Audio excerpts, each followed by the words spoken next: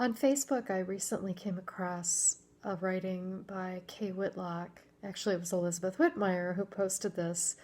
And I'm not familiar with Kay Whitlock's work except for this particular piece of writing, which she wrote in 2001, and which I'd like to share with you today. To speak of justice is to speak of bread, of that which sustains and nourishes us so that we may one day realize our most beautiful hopes and dreams.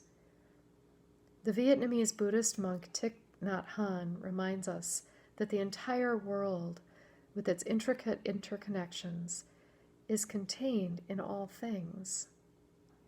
John Woolman, an 18th century Quaker abolitionist and advocate for the poor, spoke similarly of his own experience of the connection of things, which is to say, connections among spiritual leadings, economic practices, and the treatment of one's fellow human beings. If, for example, we look deeply enough into a single piece of bread, we would see everything.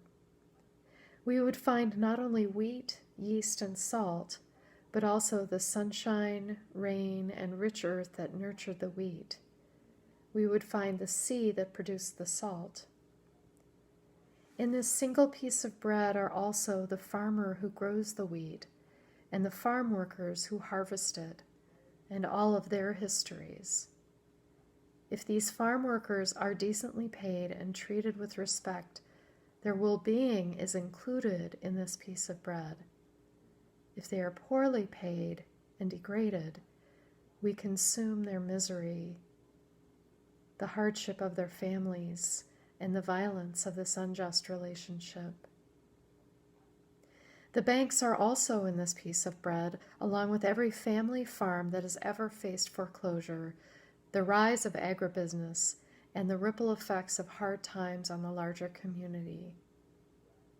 If we look more closely still, we also find ourselves in this bread and the ways in which we are related to the farm workers, the farmer, the wheat, the earth, the sky, the bank, and the history and fate of the land itself.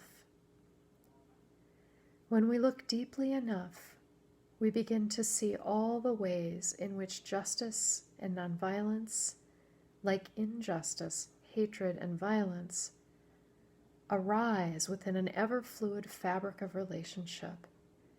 All of our various struggles for social, economic, spiritual, environmental justice are not parallel and unrelated, but essential, interrelated components of one evolving story.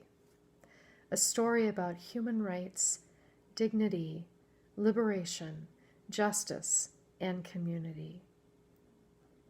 The challenge that faces us is to open our hearts sufficiently to see the connections and to act in the light of this understanding.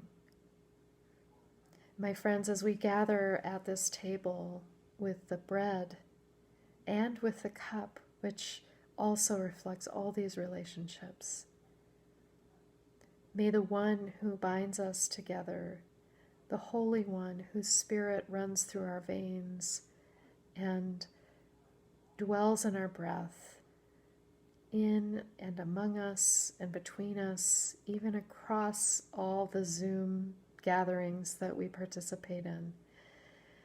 May that one bring us together in the spirit of love. Amen.